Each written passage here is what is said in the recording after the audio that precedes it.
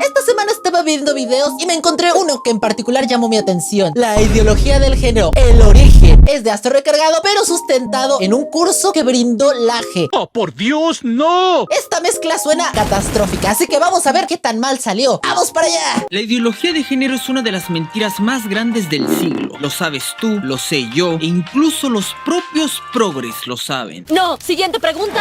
¿Cómo surgió toda esta mentira? ¿Cómo surgió la ideología de género? Yo también me lo pregunté, así que fui a revisar y resulta que todo esto proviene de 1995. ¿Cuál fue la primera institución que mencionó este término? Fue el Vaticano y se mencionó que era una idea feminista que buscaba argumentar que la heterosexualidad no era obligatoria. Chale, aquí venía. A la verga, ¿poco es obligatoria? No, yo creo que no. Y esto era una estrategia discursiva que se puso sobre la mesa en la cuarta conferencia mundial sobre la mujer en Beijing. Vaya, eso explica muchas cosas. De ahí proviene el término. Sin embargo, este se popularizó en el 2016 cuando el Papa Francisco mencionó que era un proceso de enseñanza para que los niños pudieran elegir su género. De esta manera se viralizó y fue retomado por diversas iglesias y medios de comunicación. Vamos a ver qué es lo que nos dice Astro. Para entenderlo debemos viajar hasta Francia, hogar de la muy entre comillas filósofa Simone de Beauvoir. El colmo es que esta pseudointelectual también era feminista. Dijo que no se nace mujer, llega uno a serlo. Establece las bases de la ideología de género. Alto, Astro. ¿Cómo que supuesta filósofa? ¿Cómo que pseudointelectual? Yo creo que cuando mencionas a una persona que hizo ciertos aportes a diversas áreas de estudio, le tienes que mencionar con todos sus títulos.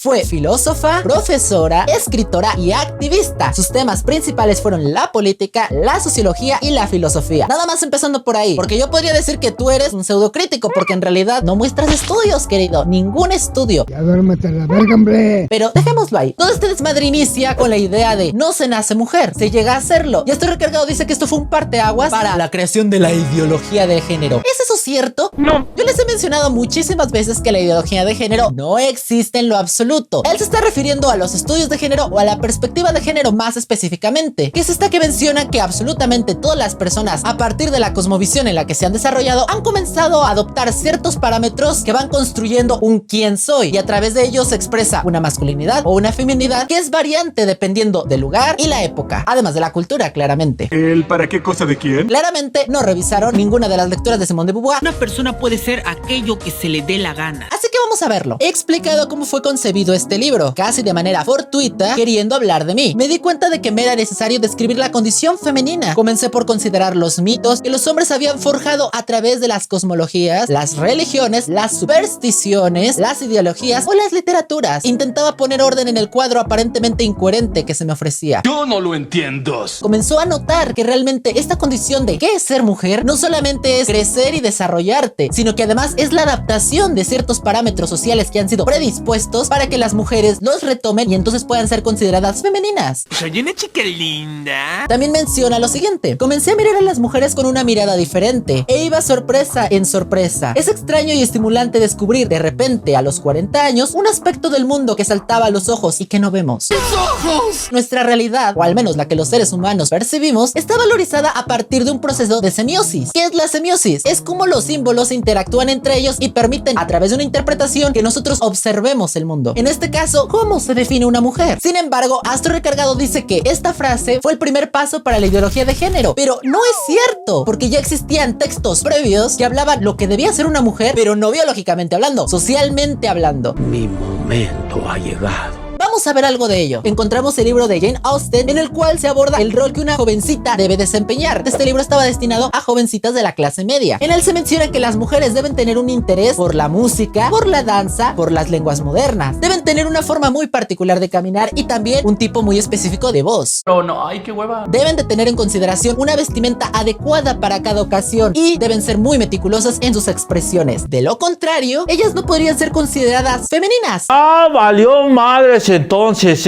Estamos en 1811, Copits. En ese entonces todavía no existían muchos estudios acerca de la ideología de género que se abordaran a partir de esos conceptos. Sin embargo, aquí ya estamos hablando de preestablecidos sociales, la vestimenta, los roles y lo que se esperaría de una mujer. Si no lo desarrollaban de esa manera, serían consideradas no femeninas. Pero si en ese momento todavía no existía una separación biológica y condición social, ¿por qué se abordaba como si una mujer que era biológicamente una mujer no podía ser femenina? Se supone que es biológico, ¿o no? 24.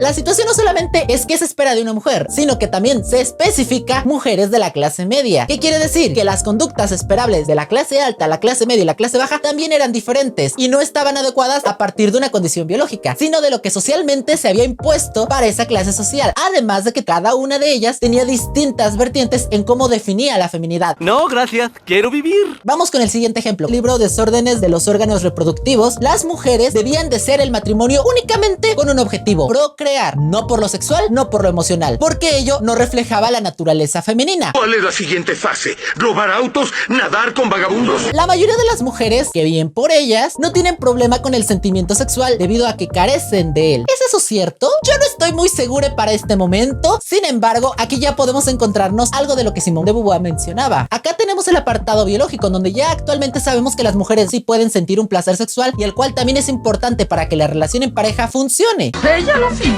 Sin embargo, socialmente en ese momento se decía carecían de él. No era importante porque realmente se hablaba del placer masculino, no del femenino. Y si se pueden dar cuenta, es más bien un constructo social, porque no es que las mujeres de 1857 no tuvieran líbido, sino que se creía o se esperaba que no lo tuvieran. Así que chiste, mi. Vamos con el siguiente ejemplo. Las mujeres no tenían permitido hablar con hombres hasta ser una mujer casada, y cuando lo hicieran tenían que tener un chaperón. Esto es una condición esperable dentro de los parámetros del género. Una mujer, hasta que no se case y no tenga dueño, no puede hablar con otros hombres, porque si no podría ser considerada vulgar. Pero biológicamente hablando, si una hembra tiene una interacción con un macho, ¿esto quiere decir que siempre va a haber una predisposición de reproducción? ¿Será duelo a muerte con cuchillos? Yo creo que no. Sin embargo, eran preestablecidos sociales, y no solamente se les imponía a las mujeres, también se les imponía a los hombres. Se mencionaba que los hombres, para poder casarse, tenían que tener una buena cantidad de dinero que demostrara que tenían la posibilidad de poder dar una buena vida a su esposa y a sus hijos. Y para ello, el hombre tenía que hablar con el padre de la chica, no con la chica, con el padre, para convencerlo de que podía ofrecerle algo bueno y que él cediera a su hija y se casara con él. Chingadera, yo no la quiero, ¿no? Llévate tus miserias. Sin embargo, ya era un hecho en ese momento que los hombres tenían un apetito sexual muy visible. Entonces, si ellos no tenían la capacidad de poder ofrecer esta cantidad económica, lo más idóneo es que ellos pagaran a las sexoservidoras para que pudieran satisfacer su deseo sexual. ¿Qué quiere decir? Que son cosas separadas, copits. El constructo social define parámetros mucho más profundos que lo que nosotros percibimos de manera muy exterior. La siguiente ahora, don Cangrejo. Así que la ideología de género, más bien perspectiva de género, no se desarrolló con la frase No se nace mujer, llega uno a serlo. se originó muchísimo antes. Esta condición lleva existiendo por milenios, entonces no podemos decir que apenas desde 1940 y tantos apareciéndose y destruyendo el mundo. No, siempre ha funcionado así. La condición biológica y la condición social han estado de cierta manera separadas, pero vinculadas e interactúan comúnmente, solamente que con distintos valores. No entiendo. Agustín Laje cuenta cómo esta teoría fue evolucionando hasta llegar a Kate Millett, una teórica y escritora estadounidense que profundizó en la falsa narrativa del patriarcado. Ella tiene un libro muy famoso donde establece lo personal es político. Yo sé que se va a hacer una chaqueta mental bien cabrona con esto, así que vamos a analizar el contexto de esta frase, porque evidentemente no es tan sencillo comprenderla si no tienes los conocimientos previos necesarios. Aquí no hacemos esas cosas. Voy a retomar la tesis de Daniela Suárez Tomé, en donde se menciona que esta frase habla sobre que nada hay de natural en la división sexual y las asignaciones sociales que se hacen a partir de ellas. ¿El para qué cosa de quién? Si lo miramos en nuestras condiciones de vida, nos daremos cuenta que tu sexo no define tanto tus capacidades para desarrollar un trabajo, sino que más bien es a partir de prejuicios y estereotipos. Por ejemplo, antes se creía que una mujer no podía trabajar porque su función solamente era tener hijos y estar en la casa, y los hombres no podían estar en la casa porque su deber era el de proveer. Tenían que salir a trabajar, probablemente no tuvieran mucha interacción con sus hijos porque la crianza era algo de lo femenino. ¿Es eso cierto? No. En la actualidad está completamente demostrado que un hombre puede quedarse en la casa, hacer todos los labores del hogar, dedicarse a la crianza y va a ser perfectamente funcional. Oye, si vas a empezar con tus homosexualidades, no puedes jugar. O que las mujeres pueden estar en el ámbito laboral. Sin embargo, siguen existiendo estereotipos que limitan las oportunidades que se les ofrecen a determinado género. Vamos con un análisis mucho más profundo en donde podemos entender qué es a lo que se refería la autora. Ya siéntese, señora, por favor. Lo personal, lo privado, lo doméstico han sido siempre espacios ligados a la presunta extensión de la naturaleza, en donde el orden queda establecido por roles naturales, dictaminados a su vez por jerarquías naturales. Naturalmente, se nos ha dicho, las mujeres tienen que desarrollarse como madres y esposas, porque porque poseen los atributos necesarios para las tareas de crianza y cuidado, que hacen posible la continuidad de la especie humana en la Tierra. Esto es así porque, naturalmente, sus cuerpos están dispuestos para la reproducción y la nutrición. Por lo tanto, no debe disputarse la idea de que las mujeres no deben ocuparse de otra cosa que de aquellas actividades que, por naturaleza, están destinadas a realizar. Así, el ámbito de lo doméstico se establece como el reino de lo femenino, donde la mujer despliega toda su potencia. ¡Ay, sí, cómo no! ¿Es cierto que la función de una mujer es solamente la reproducción? He escuchado en muchas ocasiones que algunos grupos de personas creen que el sentido de mujer es solamente la reproducción. Pero, ¿qué pasa cuando una mujer no puede o no quiere reproducirse? ¿Eso le hace menos mujer? ¿Eso le deslinda de esta feminidad con la que se ha desarrollado y se ha establecido toda su vida? ¡Qué buena pregunta, Dorothy! ¿O qué pasa si un hombre no puede embarazar a una mujer? ¿Porque no quiere? ¿O solamente porque biológicamente tiene ciertas dificultades? ¿Eso le hace menos hombre? ¿Eso le deslinda de su identidad? No, Copits. Esos bastardos me mintieron. Tu identidad es más que solamente tu capacidad reproductiva, y es hacia ello a lo que se refiere la frase. Socialmente se establecen parámetros que son vistos por esta autora como lo políticamente establecido que se espera de cada uno de los grupos sociales. Es como una expectativa y una realidad. Nunca vas a tener resultados homogéneos. Oh, qué buena frase. Anótala, Mario Hugo. Cuando te vas a la cama con una persona, ¿esto es un acto público o privado? Y esto no solamente demuestra que Kate Millett está claramente equivocada, sino que además su frase "lo personal es político" es sumamente totalitaria. Es cuando lo privado se vuelve público, cuando lo personal se hace político, llevándonos directamente al adoctrinamiento progre. No, querido. Su ejemplo se me hizo muy pendejo. Cuando te vas a la cama con una persona, ¿es un acto público o es un acto privado? No, a eso no se refiere la frase. Creo que ya estamos muy de acuerdo que se hace referencia a cómo es que se establecen parámetros por una cultura hegemónica y nosotros le replicamos, a veces sin cuestionarlo. Y eso hace que tengamos una vida dentro de lo socialmente aceptable, pero que a veces termina siendo dañino. Debieron pensar antes de nacer en la miseria. No se hace referencia de si tu vida personal es pública. Y aquí menciona un término que me parece muy importante: el totalitarismo. Y él menciona que es cuando la vida privada se vuelve pública. ¿Es eso cierto? Vamos a ver la definición y vamos a analizarlo. El totalitarismo es una forma de estado en la que un único partido político gobierna con poder absoluto, sin ningún tipo de limitaciones. El concepto de totalitarismo define estados, ideologías, agrupaciones o movimientos donde se priva de la libertad y mediante el cual el Estado concentra todos los poderes de manera total sin respetar divisiones ni derechos individuales. ¡Quiero ser libre!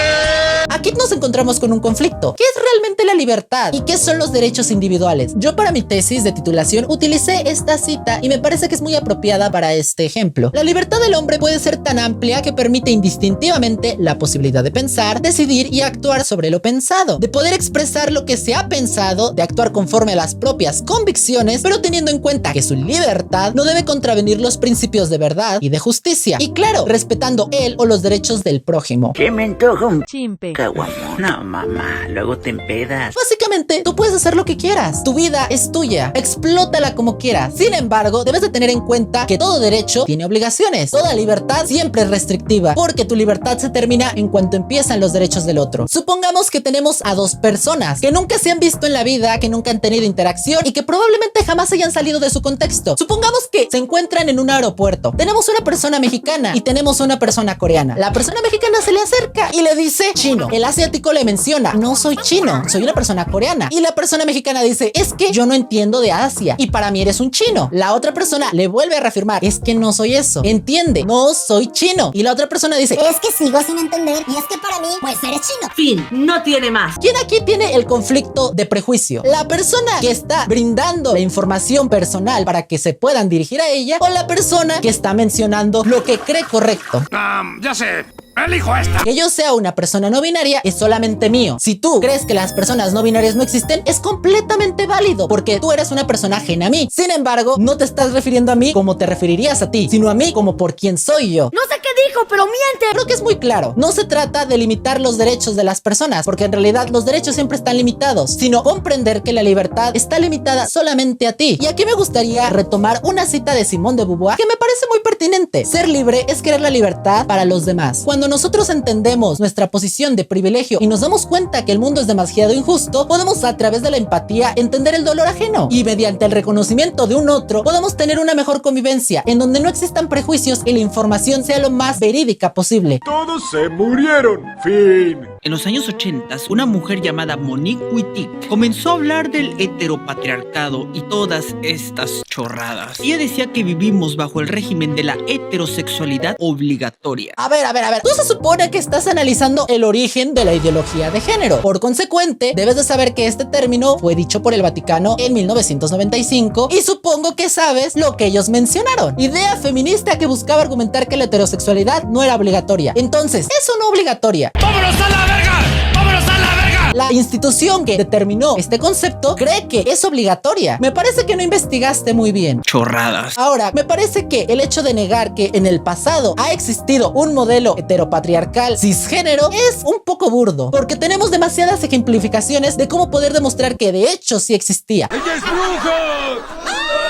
La monarquía, por ejemplo, el hijo tenía que heredar, las hijas tenían que casarse para poder llegar a ser reinas. Tenemos, por ejemplo, en la actualidad, algunos países como Arabia Saudita, en donde los hombres tienen total control sobre su pareja. Su libertad está muy minimizada, son más vistas como bienes que personas. ¿A quién le está hablando la gorda? E incluso la situación de los apellidos. ¿Por qué siempre tenemos los apellidos masculinos? Aunque digan, ¿tienes el apellido de tu mamá? Sí, pero es que el apellido de mi mamá es el apellido de mi abuelo. Realmente la presencia masculina es muy visible dentro de la sociedad. Apresar.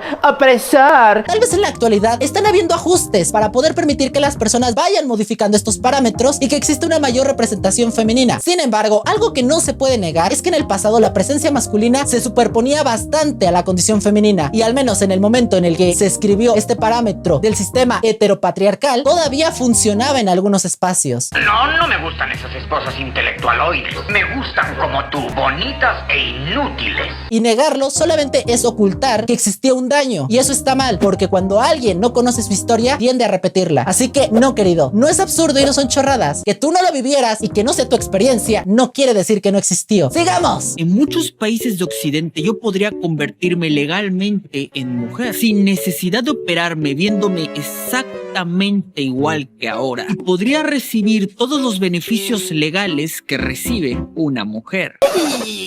Corten, ¿qué fue eso? ¿En serio que tú no das una? Eres como Pancracia y alienada. Te encanta decir pura. La mama. Pero bueno, utilizas la palabra convertirse, pero en realidad no es así. Nuestra identidad se construye a través de la experiencia. No es como que de un día a otro lo definamos. Entonces, decir que te convertiste es completamente ignorar que existe todo un proceso de reconocimiento a lo largo de la vida de este individuo para poder darse cuenta de que realmente no es hombre o no es mujer. I'm a helicopter.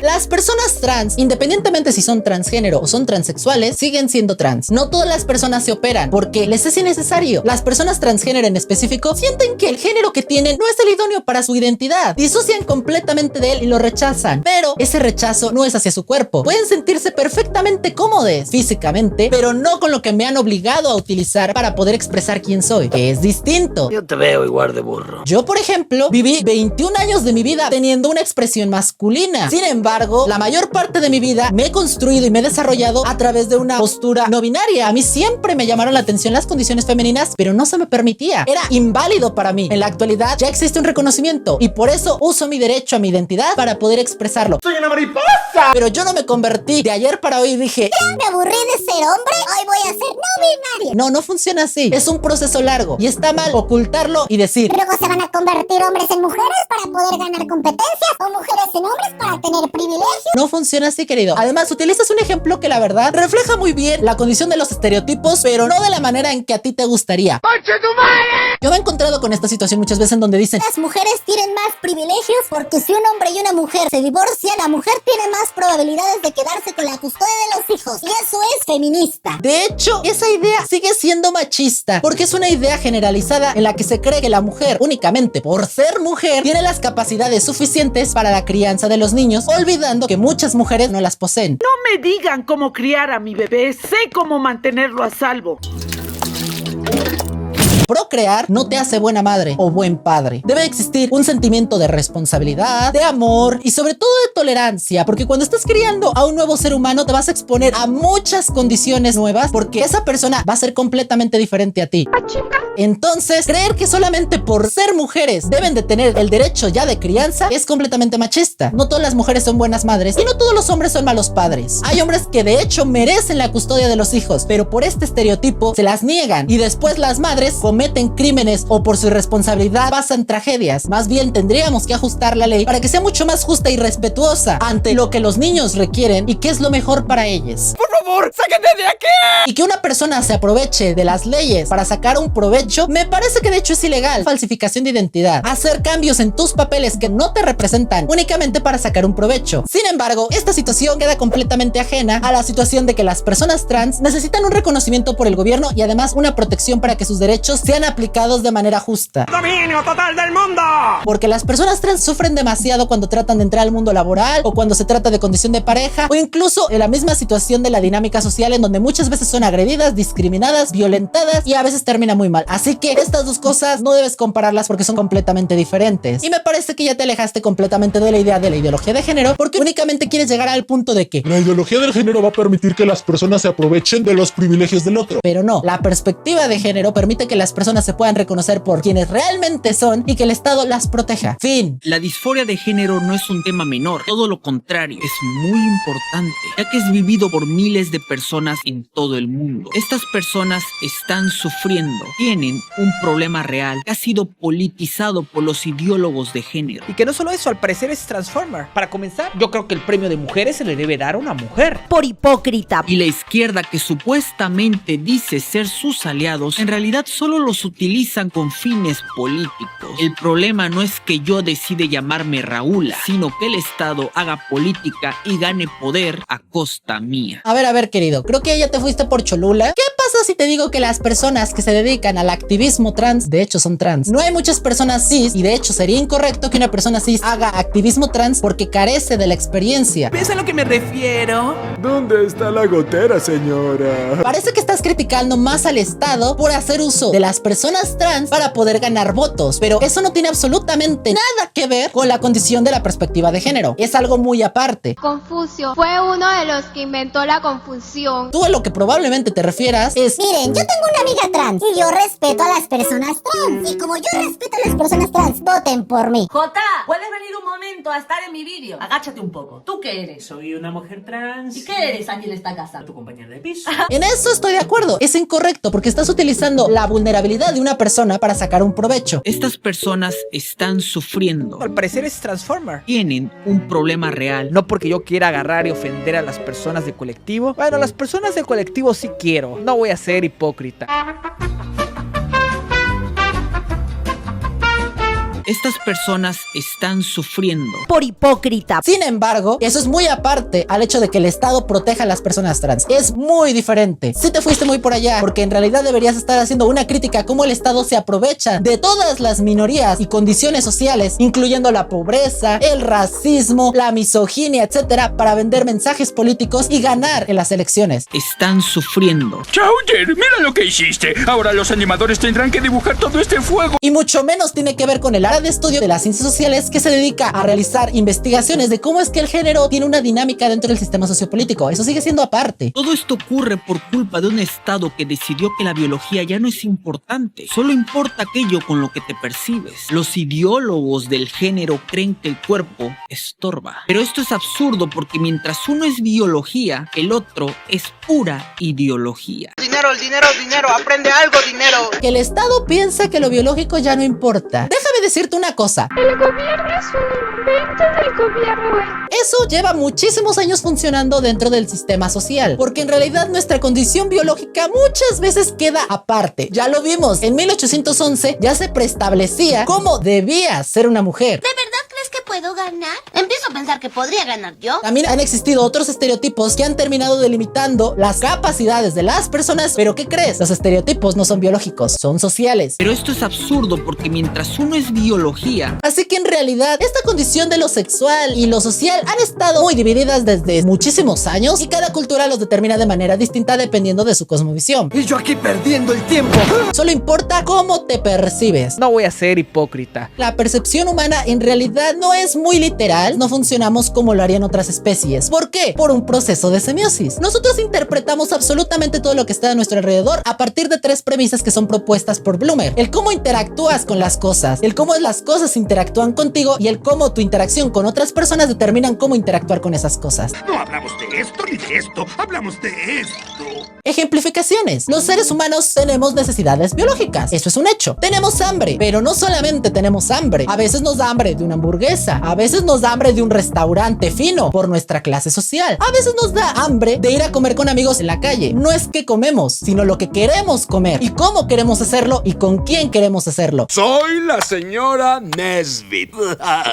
Esa es la diferencia. Lo mismo pasa con dormir. Todos necesitamos hacerlo. Da igual si te duermes en el piso, arriba de la mesa, en una silla. No importa. ¿Pero qué crees? Socialmente importa que lo hagas en una cama, porque se te ha enseñado que debes hacerlo. Pero por ejemplo hay personas que duermen en tapetes porque así su cultura, duermen en el suelo y está ajustado para ello. No solamente es la necesidad biológica y la condición biológica, sino cómo lo socialmente establecido interacciona con esa condición biológica y determina cómo debes hacerlo o cómo se espera que lo hagas. Porque no puedo hacer nada bien. Lo mismo pasa con la autopercepción. Biológicamente tú eres macho. Socialmente pueden existir variaciones. Sencillamente somos diferentes. Nos hemos construido en momentos distintos y esa percepción construida a partir de símbolos es completamente válida porque está establecida a partir de lo que socialmente es correcto. De lo contrario, no necesitaríamos ropa, tampoco necesitaríamos un nombre y mucho menos una identidad, porque lo que realmente necesitaríamos es no morir, comer y poder saciar necesidades, pero no necesariamente bajo las protecciones y comodidades de la sociedad humana. ¿A poco sí, Tilín? En las condiciones que biológicamente se preestablecieron para nuestra especie, las cuales ya de ninguna manera replicamos, porque socialmente nos hemos acostumbrado a vivir de esta manera. Mientras una es biología, la otra es pura ideología. Rimaste nieve con nieve. Sigue sin ser una ideología. Además, me parece curioso que utilices esa palabra cuando la ideología de género no existe. Usted no aprende, ¿verdad?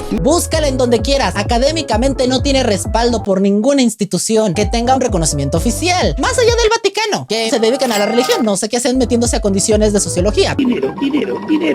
Se supone que somos seres racionales, que podemos resolver nuestros conflictos mediante la diplomacia. Pero por alguna razón, la forma primaria para resolver problemas aún en la actualidad o es la guerra o la discriminación, cuando en realidad tendríamos que reconocer que esa diferencia es importante porque gracias a las diferencias podemos darnos cuenta quiénes somos nosotros. Mija, ni te topo. Bueno, copits, eso estuvo intensísimo. Yo esperaba que pusiera al menos uno que otro texto por ahí, cita bibliográfica, pero no. Esto me recuerda cuando una señora se puso a discriminar a una mujer únicamente por hacer uso de su cuerpo, que de hecho es su derecho, y después llamó orcos a las mujeres feministas. Me pregunto si tendrá algún problema con su imagen física. No lo sé, pero está divertido. Vayan a verlo, se los dejo por allá.